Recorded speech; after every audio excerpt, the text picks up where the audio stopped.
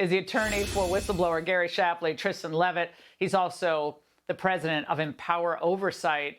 Tristan, your reaction to that reporting, specifically this allegation that your client was the one breaking the law? It's clearly utterly ridiculous on its face. And we've seen this throughout, that those are the kind of threats that Hunter Biden's legal team made. Last summer, Chris Clark told the prosecutors, even before this threat to put Joe Biden on the stand, that charging Hunter Biden would be a career killer for them. And he's trying what he can to make it be a career killer for our clients as well.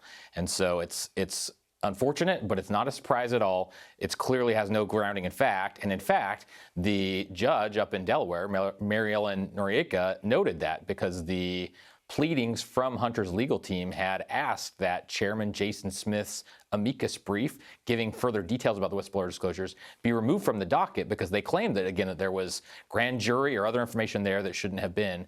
And Judge Noriega really smacked that down, saying that making such broad allegations was irresponsible of them.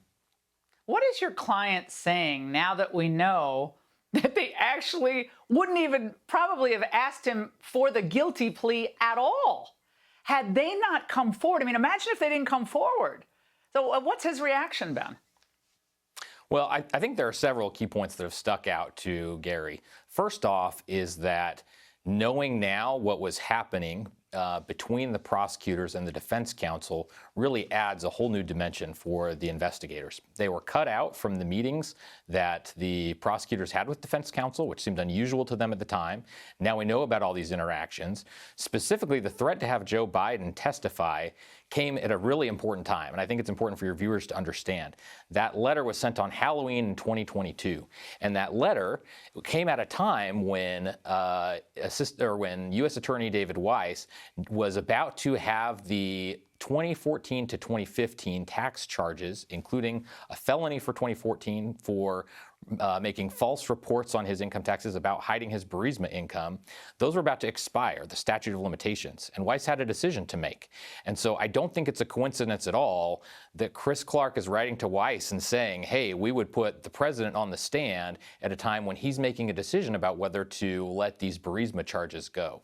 So I think that's very significant. The other thing that I think really stands out to the investigators is that this, more than anything, abundantly demonstrates why there should have been a special counsel appointed from the very outset of this investigation. And so, you know, it should have happened earlier. The fact that even then, at that moment, they should have immediately appointed him one. Well, but also the idea that we've discovered the president's using these pseudonyms to communicate. The JRB, you know, all these whether it's their acronyms or pseudonyms, to disguise his identity. Why would you do that if it was just a friendly conversation between father and son? I mean, that also gives more credence to what your client and the whistleblowers have been saying all along, that this needed to be delved into seriously by an objective prosecutor with no political ties, none. Absolutely. And what you see instead, looking at the information that Senator Chuck Grassley has put out there from unrelated whistleblowers, is that when this information, for instance, about the FD 1023 from the FBI alleging that Burisma bribed not only Hunter Biden, but Joe Biden, that being presented to the Delaware U.S. Attorney's Office, the IRS agents were cut out. Just 5 weeks later, the same assistant U.S. attorney that received those allegations was telling investigators, you can't ask anything about the dad. I mean, this investigation was hobbled and hamstrung from the very beginning because people refused to see what was right in front of their faces. Well, remember, Tristan, Garland was saying early on that Weiss had a complete authority, that he had a broad, you know, a wide berth in which to operate. And that clearly is not the case. No question. And what these articles also revealed was something that's very, very significant, which is that less than 5 weeks after Merrick Garland swore to Congress, in fact, to Senator Grassley specifically, that Weiss would not have any interference by the Justice Department.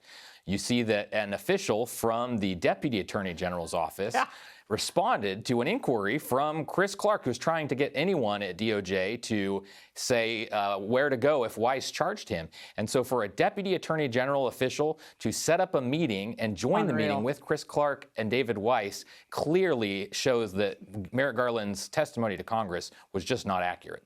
Tristan, great to see you. Thanks so much. Hey, Sean Hannity here. Hey, click here to subscribe to Fox News YouTube page and catch our hottest interviews and most compelling analysis. You will not get it anywhere else.